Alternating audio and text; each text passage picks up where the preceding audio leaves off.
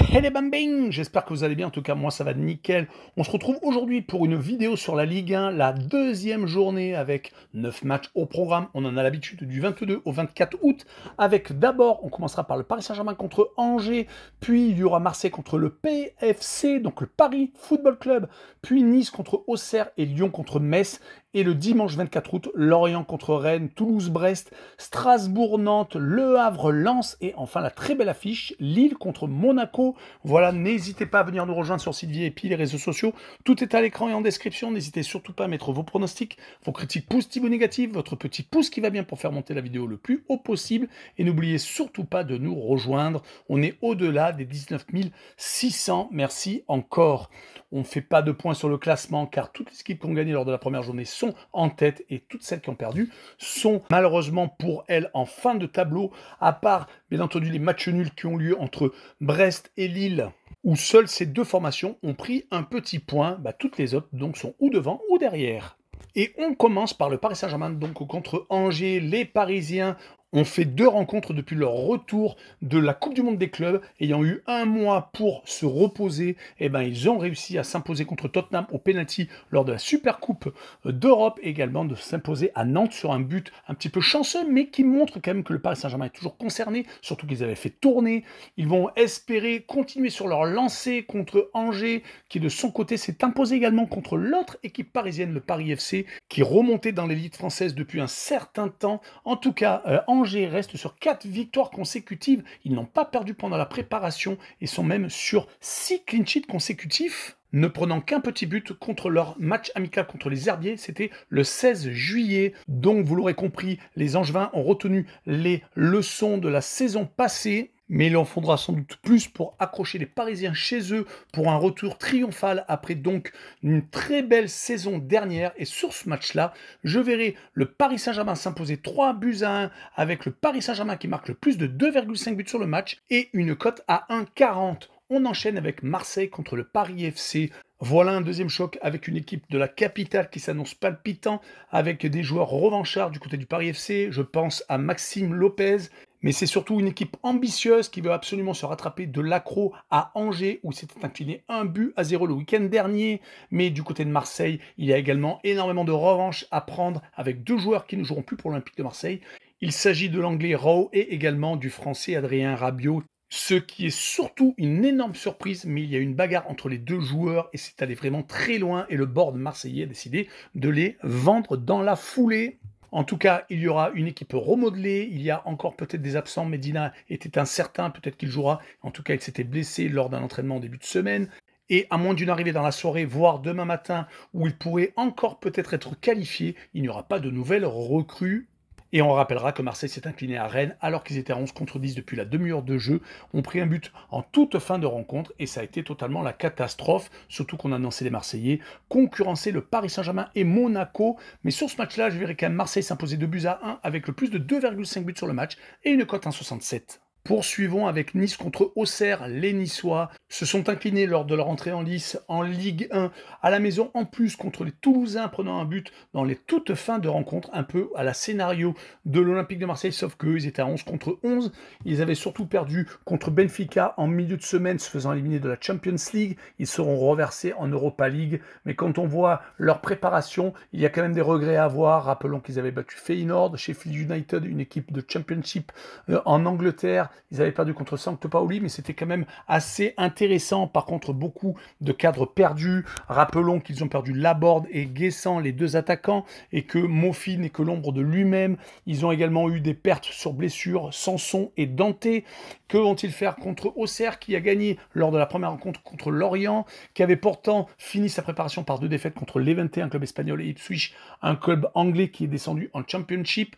Et donc, une équipe qui s'est quand même relevée avec un Sinayoko qui a marqué un but magnifique contre les Morbihanais. En tout cas, sur ce match-là, je verrai bien un partage de points, un but partout avec les deux équipes qui marquent et une cote 1,73. On enchaîne avec Lyon contre Metz. Les Lyonnais ont gagné à Lens, faisant la très très belle opération après un été où ils sont passés proches du pire avec une éventuelle relégation Ligue 2, mais John Textor a été évincé. Il y a une nouvelle direction qui a été mise en place et depuis, elle a assuré leur permettant de recruter et de surtout se sauver. Et actuellement, bah écoutez, ils viennent de gagner à Lens. Ils ont fait une préparation plutôt très intéressante, gagnant Retafe et Mallorca, deux équipes espagnoles, ne perdant que 2-1 lors d'un match amical contre le Bayern de Munich. Tout de même, ils vont vouloir confirmer contre des Messins qui malheureusement, eux, se sont inclinés à la maison contre Strasbourg sur la fin de rencontre. Dommage car un petit match nul aurait été quand même mérité. En tout cas, les Messins avaient fait une préparation plutôt intéressante, ne perdant que contre Lens et gagnant quand même 3 rencontres sur 4 contre le Red Star, contre 3 des équipes certes de Ligue 2, mais quand même. Mais sur ce match-là, je verrai Lyon quand même s'imposer 3-1 avec un but de Miko Tadze et une cote à 1,71. Le match suivant est Lorient contre Rennes. Les Lorientais se sont malheureusement inclinés à Auxerre, commençant donc mal la saison du renouveau car ils viennent de remonter de Ligue 2. C'est vraiment très intéressant pour eux, mais comme ils n'ont pas fait vraiment de grosses arrivées ni de gros départs, ils vont peut-être essayer de se sauver. Cela va être peut-être dur pour eux, surtout que quand on perd à Auxerre, imaginez quand on reçoit les plus gros bras. En tout cas, pendant la préparation, ils n'avaient perdu que contre Angers, juste avant d'ailleurs la reprise. Et ils avaient quand même battu Swansea, une équipe de Championship des deux anglaises, fait match nul contre Osasuna, pensionnaire de Ligue 1, également d'autres formations où c'était assez bien comporté. Du côté par contre de Rennes, une grosse victoire mentale contre Marseille après avoir été à 10 depuis la demi-heure de jeu.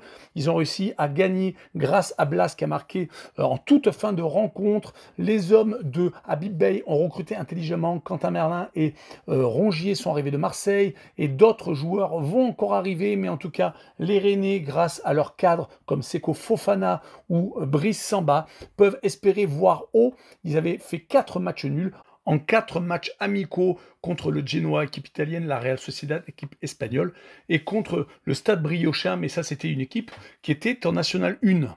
Et sur ce match-là, mon pronostic sera à 1 but partout, avec la double chance 1N quand même, car il ne faut pas mésestimer Lorient avec une cote à 1,56. Toulouse-Brest, c'est l'affiche de la prochaine rencontre avec les Toulousains qui ont accroché un succès méritoire à Nice. On les voyait vraiment très mal avec une saignée au niveau des joueurs, mais il y a quand même encore des cadres qui sont restés. Avec des matchs amicaux loupés, c'est le cas de le dire, quand on prend 7-0 contre Leipzig, on peut commencer à s'inquiéter. Mais bon, voilà, Toulouse, et comme d'habitude, c'est une équipe sur laquelle il faudra compter. Du côté, par contre, de Brest, leur adversaire, un match nul contre Lille, où ils sont revenus d'un 0-2 à un 3 buts partout, avec des matchs amicaux plutôt très intéressants, avec une victoire contre le Napoli, champion d'Italie en titre, contre le Havre, et un match nul contre Sassuolo, qui vient de remonter en Serie A. Et donc ce partage de points contre Lille est très important pour les têtes. Et je verrai un 2 buts partout entre les deux formations avec le Omnobet et le match nul remboursé. 6 victoires de Toulouse chez lui, qui sera pour moi légèrement favori, et une cote à 1,78.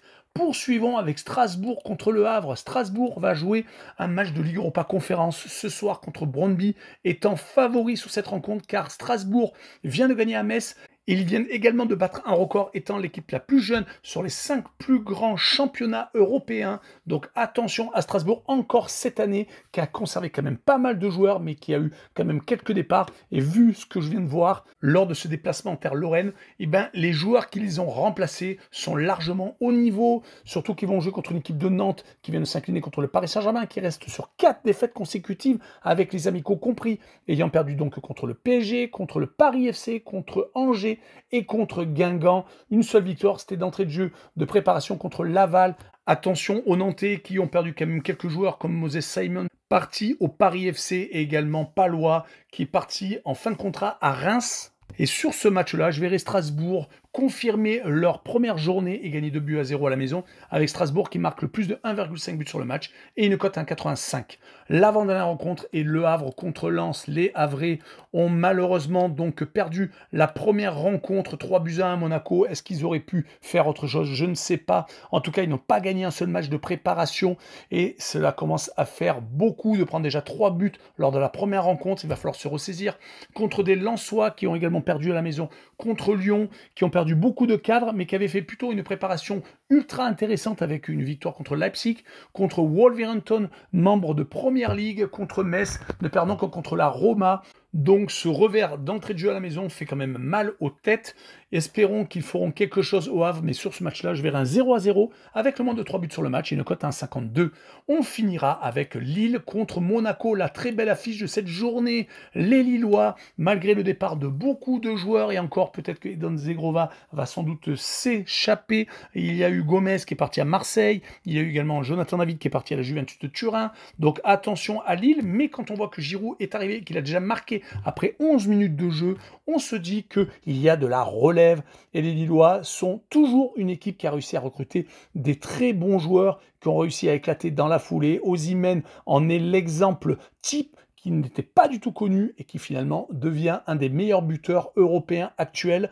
Ils ont fait donc 3 buts partout à Brest, ce qui n'est pas ridicule non plus, car beaucoup d'équipes perdront des points à Brest, mais ils vont jouer contre Monaco, qui a gagné 3 buts à 1 contre le Havre, qui a fait un très beau recrutement. D'ailleurs, le défenseur central anglais a déjà marqué, par contre Pogba, voire Ansu Fati, mettront peut-être du temps à être en forme, mais cela sera franchement de très gros renforts, car l'équipe type n'a pas perdu d'éléments. Zakaria, qui devait peut-être partir en Arabie Saoudite, finalement restera.